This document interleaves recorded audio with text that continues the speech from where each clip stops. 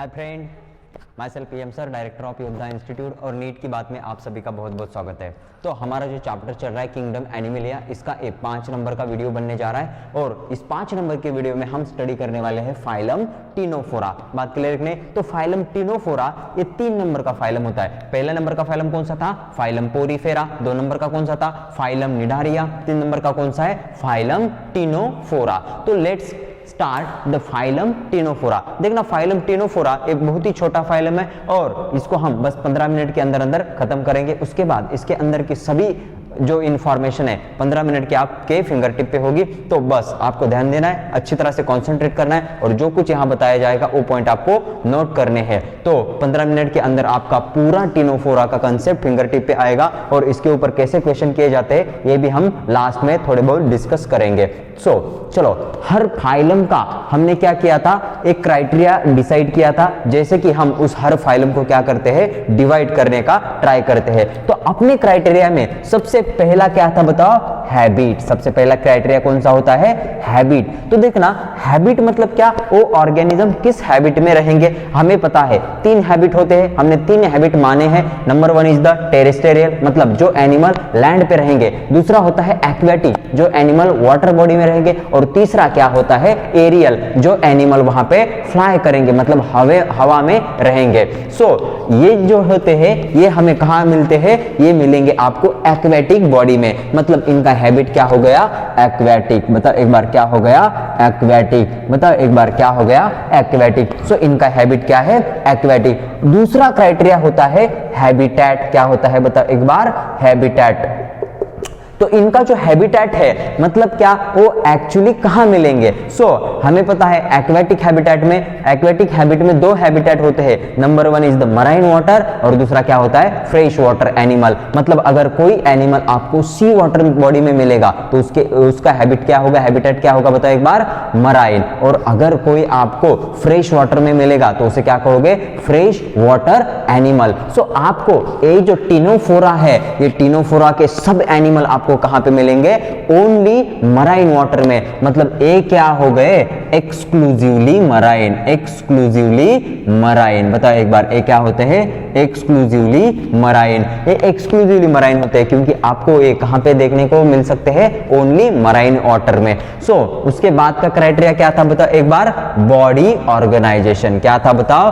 Body organisation. Body organisation मतलब इनका body organisation किस लेवल का होगा? इनका बॉडी ऑर्गेनाइजेशन किस लेवल का होता है? तो tissue level of body organisation. एक बार बताओ कौन सा होता है? Tissue level of body organisation. मतलब इनके बॉडी के अंदर बहुत सारे सेल वहां पे एग्रीगेट होते हैं और उसका बॉडी ऑर्गेनाइजेशन क्या होता है? Tissue level of body organisation. Body organisation है tissue level of body organisation. तीसरा क्राइटेरिया क्या था? इनकी सिमेट्री। क्या देखा था हमने? बताओ एक बार, इनकी सिमेट्री। इनकी सिमेट्री क्या होती है? इनकी सिमेट्री होती है रेडियल सिमेट्री। कैसे सिमेट्रिकल होते हैं? बताओ एक बार, रेडियल। कैसा होता है? बताओ एक बार, रेडियल सिमेट्री होती है। क्यों? क्योंकि ये जो टिनोफोरा है इनका जो बॉडी का शेप है वो कैसा होता है? स्पेरिकल। कैसा होता है? स्पेरिकल। और हमें पता है इस पेयर को मैं इस प्लेन ऑफ सिमेट्री से काट सकता हूं, चाहे इस प्लेन ऑफ सिमेट्री से काट सकता हूं, चाहे इस प्लेन ऑफ सिमेट्री से काट सकता हूं, चाहे इस प्लेन ऑफ सिमेट्री से काट सकता हूं। मतलब इस एनिमल को हम कोई भी प्लेन से 2 इक्वल हाफ उसके कर सकते हैं, इसलिए इनका सिमेट्री क्या कहलाता है? Radial symmetry. वन सेकंड बताओ क्या कहते हैं इसको? Radial symmetrical animal. क्यों? क्योंकि इनका जो आकार है, इनके जो बॉडी का शेप है वो कैसा होता है? स्पेरिकल। और पेयर को हम किसी भी प्लेन ऑफ सिमेट्री से काट सकते हैं, इसलिए इनकी सिमेट्री क्या हो गई? बताओ एक बार, रेडियल सिमेट्री हो गई। बात क्लियर रखने। उसके बाद क्या देखा था हमने? सीलोम। उसके बाद क्या देखा था? सीलोम। क्या देखा था? बताओ एक बार, सीलोम। तो सीलोम मुझे बताओ ये कैसे होते हैं? डिप्लोब्लास्टिक। क्या होते हैं? डिप्लोब्लास्टिक। डिप्लोब्लास्टिक का मतलब क्या होता है? इनके बॉडी के अंदर 2 ही जर्म लेयर हो गए। और सीलोम का कंसेप्ट हम कभी अप्लाई कर सकते हैं? जब 3 जर्म लेयर हो। मतलब इनके पास 2 ही जर्म लेयर है तो इनके पास सीलोम होगा क्या? नहीं होगा। तो ये क्या होगा? अब्सेंट होगा। क्या होगा? बताओ एक बार, अब्सेंट होता है। सीलोम क्या होगा? अब्सेंट। उसके बाद क्या देखा था? Germ layer. क्या देखा था? बताओ एक बार, जर्म लेयर। क्या देखा था? Germ layer. जर्म लेयर मतलब क्या होता है? उनके बॉडी के अंदर अगर 3 जर्म लेयर हो गए तो वो क्या कहलाते हैं? Triploblastic. But Ctenophora having only two germ layer, that is the ectoderm and endoderm. That's why this animal called a diploblastic. इसे क्या कहते हैं बताओ एक बार? Diploblastic, diploblastic animal. उसके बाद इसका क्राइटेरिया क्या था बताओ एक बार? सीलोम हो गया। उसके बाद क्या था? सेगमेंटेशन। क्या था बताओ एक बार? सेगमेंटेशन। क्या था? सेगमेंटेशन। क्या था बताओ एक बार? सेगमेंटेशन। सो इनके बॉडी के अंदर कोई भी सेगमेंटेशन नहीं होता। सेगमेंटेशन पहले कहां पे दिखाई दिया था बताओ? एनिलिडा में। उससे पहले जो कुछ है वो सब एग्जाम्पल क्या होते हैं? असेगमेंटेड, मतलब इनके पास सेगमेंटेशन अब्सेंट होगा, इनके बॉडी के अंदर सेगमेंटेशन नहीं होगा। उसके बाद का जो क्राइटेरिया है, उसके बाद का क्राइटेरिया क्या होता है बताओ एक बार? Body plan. क्या होता है बताओ एक बार? Body plan. इनके बॉडी के अंदर क्या होगा? Body plan. सो इनका जो बॉडी प्लान है ये भी कैसा है? Blind sac body plan. कैसा है बताओ एक बार? Blind sac, blind sac body plan होता है। सो ए हो गया इसका क्लासिफिकेशन, मतलब इसका क्राइटेरिया के थ्रू इसका क्या देखा हमने? क्लासिफिकेशन। चलो एक बार सबसे पहले हमने कौन सा आपको बताया है? हैबिट। हैबिट क्या होता है? एक्वेटिक। दूसरा क्या बताया बताओ एक बार? हैबिटेट। क्या होता है? Exclusively marine. तीसरा देखा हमने बॉडी ऑर्गेनाइजेशन। कौन सा होता है? Tissue level of body organisation. उसके बाद सिमेट्री। क्या होती है? Radial symmetry. उसके बाद देखा सीलोम। क्या होता है? एब्सेंट होता है सीलोम। उसके बाद देखिए जर्म लेयर इसके पास कौन से है? तो ये इनके पास ओनली एक्टोडर्म एंड एंडोडर्म है, इसलिए हम इसको क्या कहते हैं? डिप्लोब्लास्टिक। उसके बाद इनके पास सेगमेंटेशन नहीं होता, इसलिए सेगमेंटेशन एब्सेंट लिखा। उसके बाद body plan. So body plan क्या होता है इनका? Blind sac body plan. So ए हो गया इसका नॉर्मल एंड रेगुलर क्राइटेरिया। उसके बाद क्या होता है इसका? Digestive system. So next criteria we will discuss. Okay, can I raise this? चलो इसको रेज करेंगे। उसके बाद इसका देखेंगे बॉडी प्लान में डाइजेस्टिव सिस्टम।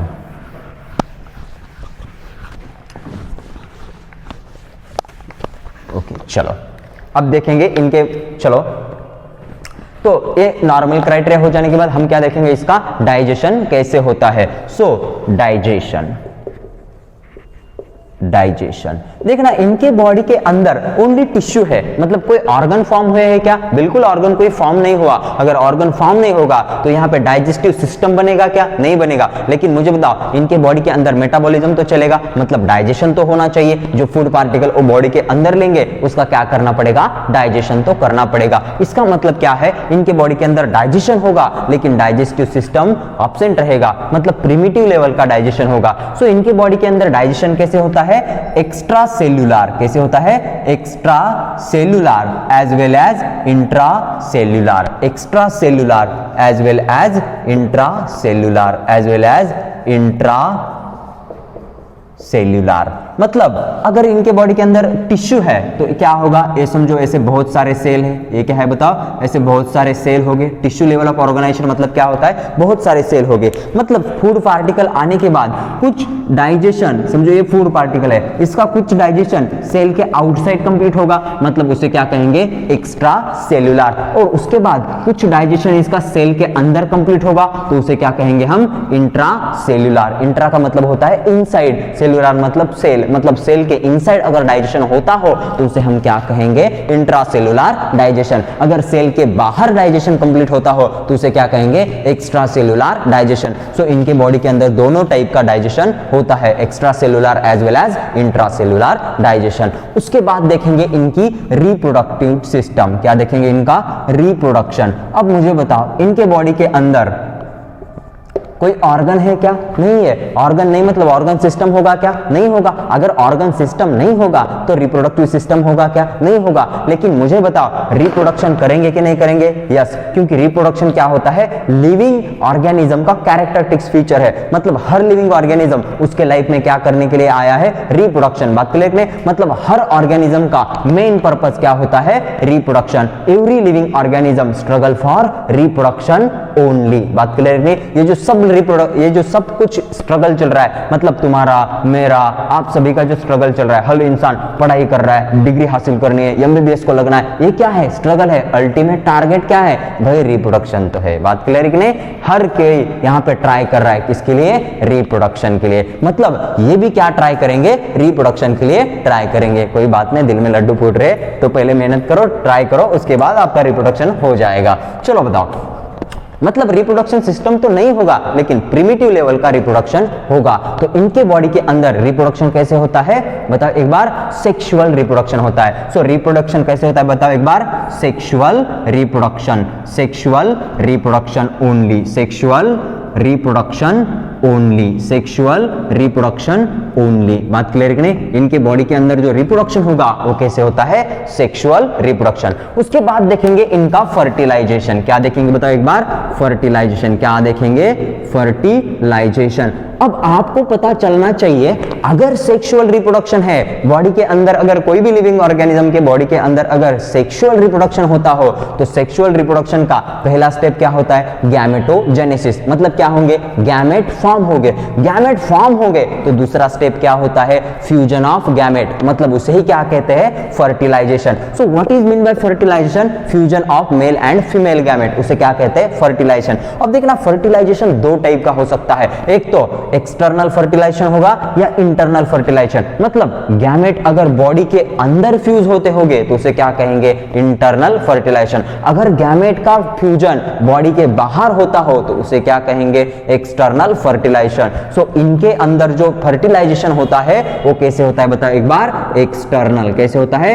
एक्सटर्नल। कैसे होता है बताओ एक बार? एक्सटर्नल। जोर से बताओ, इधर ध्यान देना है, बिल्कुल इधर उधर की बातें नहीं करनी है, फुल कंसंट्रेशन करना है बस। और 10 मिनट के बाद ये फाइलम आपका फिनिश हो जाएगा। तो मुझे बताओ इनका फर्टिलाइजेशन कैसे होता है? एक्सटर्नल। उसके बाद इनका डेवलपमेंट। उसके बाद क्या देखेंगे बताओ एक बार? डेवलपमेंट। क्या देखेंगे? डेवलपमेंट। क्या देखेंगे बताओ? डेवलपमेंट। प्यार से बताओ, क्या देखेंगे? डेवलपमेंट। चलो बेटा मुझे बताओ, मतलब ये डेवलप कैसे हो गए? मतलब अगर डायरेक्ट डेवलप हो गए तो उसे डायरेक्ट डेवलपमेंट कहेंगे। अगर इनके लाइफ साइकिल में वहां पे लार्वल कंडीशन आता है, मतलब ये अगर लार्वल स्टेज से गुजरते हैं तो इसे क्या कहते हैं? Indirect development.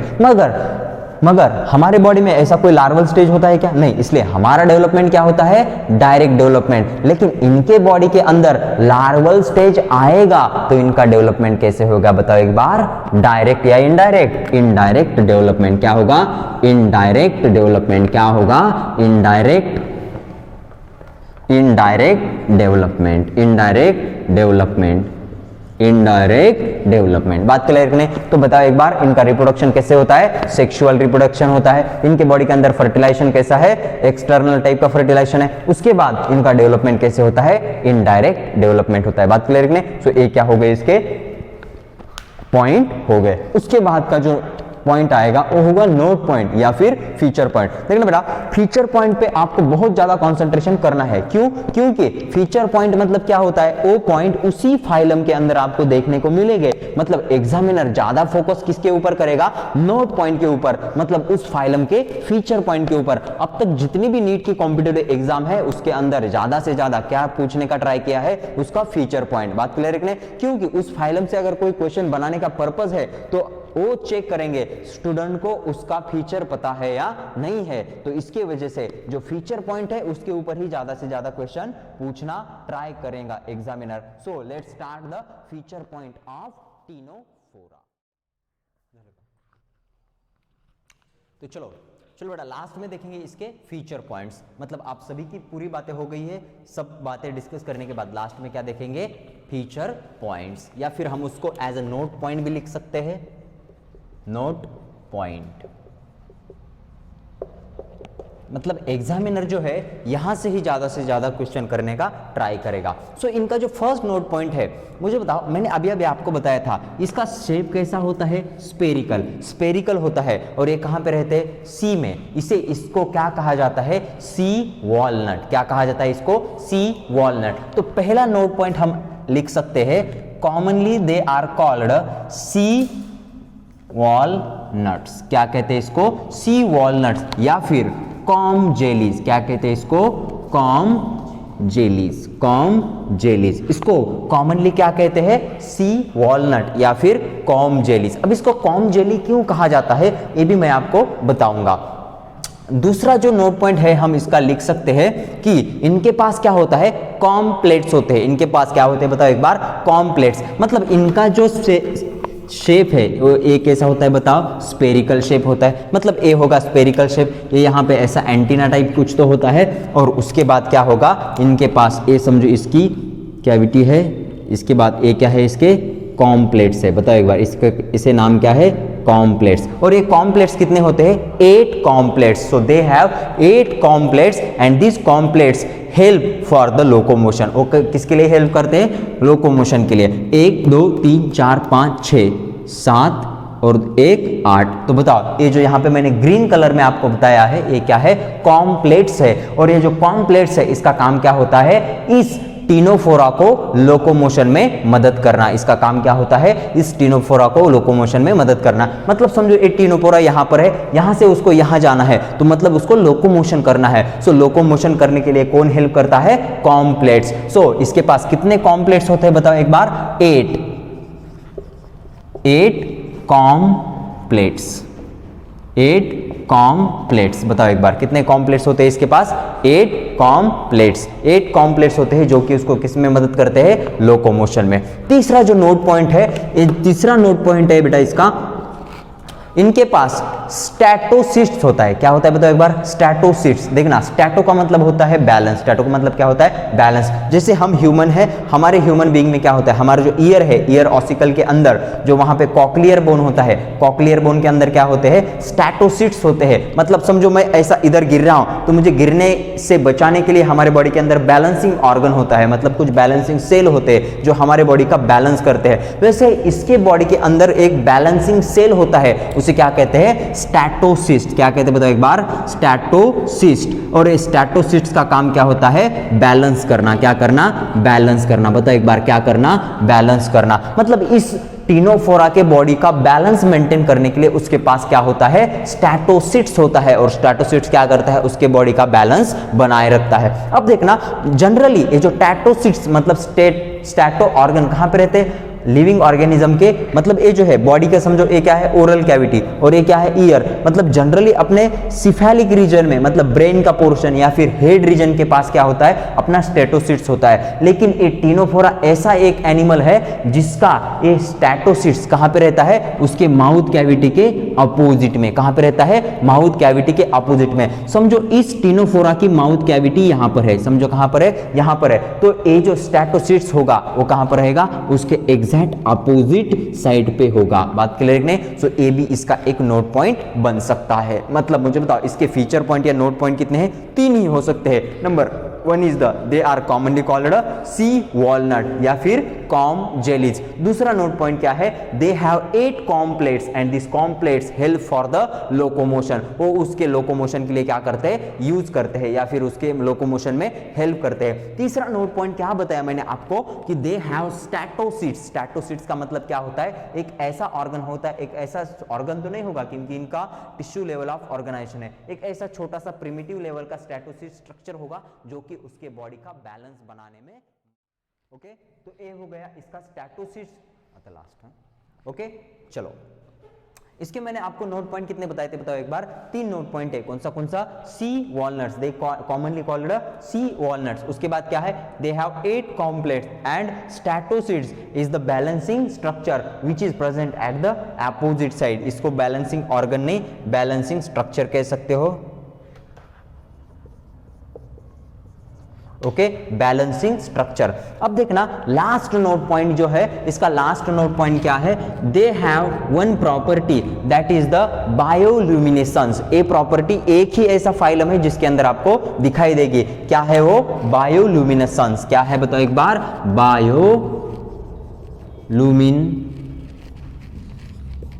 बायोल्यूमिनेसेंस क्या है? बायोल्यूमिनेसेंस। बात क्लियर नहीं? बायोल्यूमिनेसेंस का मतलब क्या होता है? उनके बॉडी से लाइट इमिट होती है। क्या इमिट होती है बताओ एक बार? लाइट इमिट होती है। मतलब समझो मैं अगर यहाँ पे टिनोफोरा हूं तो मेरे पास क्या होगा? मैं लाइट इमिट कर सकता हूं। मेरे बॉडी से क्या इमिट हो सकती है? लाइट। जैसे कि आपने वो देखे होंगे मराठी में उसको क्या कहते हैं? काजवा कहते हैं। क्या कहते हैं बताओ एक बार? काजवा। सो काजवा क्या करता है मराठी में, जो उसको हम कहते हैं काजवा। सो वहां से क्या होता है? उसके बॉडी से रात को लाइट इमिट होता है। लाइट इमिट होता है मतलब उनके बॉडी के अंदर एक स्पेशल टाइप का प्रोटीन रहता है और उस प्रोटीन की वो प्रॉपर्टी होती है कि वो लाइट को क्या कर सकता है? इमिट कर सकता है। वैसे ही अगर आप सी में जाओगे मतलब मराइन वाटर में चले जाओगे, अगर वहां पे आपको टिनोफोरा दिखाई देगा तो उनके बॉडी से में भी हमेशा क्या होती है? लाइट इमिटिंग प्रॉपर्टी दिखाई देती है उनके बॉडी के अंदर से। So last is a very important feature point. They have bioluminescence property. So उनके बॉडी से क्या इमिट होती है? लाइट इमिट हो सकती